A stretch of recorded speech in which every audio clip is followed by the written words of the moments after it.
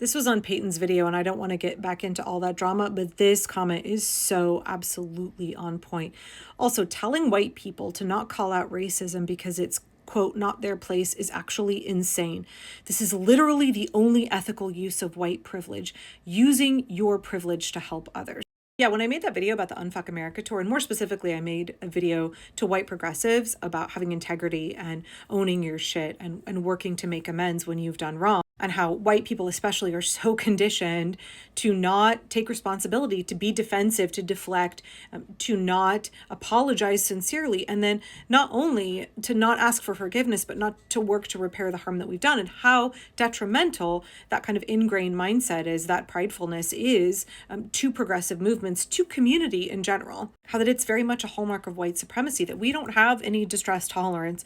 We cannot handle our own embarrassment and shame, and that means that we pull away from situations where we should say, oh my gosh, you guys, I really screwed up. This was not me being my best self. This was a place where I should have done better, and I'm going to ask your forgiveness now. But not only that, I would like to know if you would let me work to repair the harm that I've done.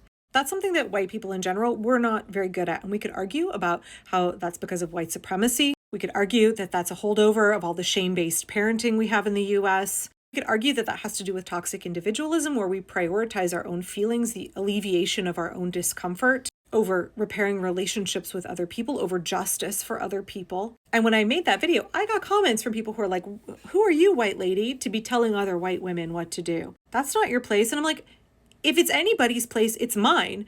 That labor is something that should be done by white people. The education of other white people is something that we absolutely should take on. Why would it be that that labor is something that we foist off onto the people that are being harmed by our demographic? We should be, for lack of a better term, policing our own. We should be educating our own. That's part of unraveling white supremacy and deconstructing from it, is being willing to take on the labor of educating people who look like you, are conditioned like you, and behave like you used to. White people absolutely should be calling out racism. White people absolutely should be undertaking the labor, coming alongside other white people and saying, hey, you're in a place where I was 2, 5, 15 years ago. I'm going to come alongside you and mentor you. I'm going to come alongside you and give you a different perspective. I would love to help you deconstruct. Let me impart to you some of the things that I have learned. That labor, that work, that's something that we should be doing. We should not be expecting marginalized groups to take on that job. We really want diverse and inclusive communities, and we want diverse and inclusive movements in progressive spaces and leftist spaces. We're going to have to understand that it's going to be messy, because there's going to be a whole lot of people with a really diverse kind of upbringings and all kinds of different baggage and all kinds of things they have not worked through and deconstructed from yet. And so if we're going to have community with each other, there's going to be racism, there's going to be misogyny, there's going to be lots of scripts, there's going to be offenses that are committed. And then the question is, how do we work through that? What does that process of reconciliation and restitution look like? What does it look like to repair those relationships and to learn from that experience and to move forward and be stronger together, and to work to fix the harm that was done, so that the community can be restored, so that the group can continue to function and enact their goal. In this case, saving democracy. It's going to be ugly. It's going to be messy when you get large groups of people coming together with very different lived experiences and different levels of privilege. It's going to be messy, and we're all human. Like, even if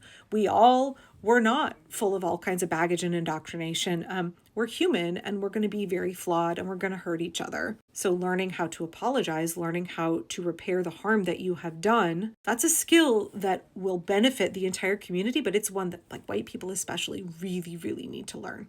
We need to learn how to set aside our pride, and we need to learn that apologizing, making amends, those are learned skills, and they get easier the more that you do it. And the more you see the benefit of engaging in that behavior, the more you realize it feels really good actually to live with integrity and to live out my values rather than being defensive and sitting with my own shame and guilt. It actually feels really good and empowering to right the wrongs that I have done. It's good for my mental health and my sense of worth, but it's good for my community, and it helps us all reach our goals. It helps us continue to move forward in enacting justice and creating the kind of society that we want to have. So yeah, absolutely. White people should be calling out racism. White people should be coming alongside and educating and mentoring other white people. And of course, we should also be taking feedback from Black folks, Indigenous folks, any marginalized group, right? We should be definitely be open and humble and have a posture of wanting to learn. But we should not be expecting the least privileged amongst us to take on the lion's share of the labor of educating the most privileged. Investing in relationships, being willing to do the work of repairing relationships when we cause harm, rather than writing folks off, rather than leaning in to our pride, rather than doubling down on the harm that we cause, rather than being in denial about the ways that our words and our behavior have hurt other people, but instead investing in skill building and developing empathy, so that our pride doesn't hold us back and so that we can make amends. That's a really good struggle to be engaged in. That's a really good, if painful and difficult and laborious practice to engage in. But it's good for us as individuals. It's good for the people around us. It's good for the community. It's good for the movements that we're a part of. It's worthwhile work.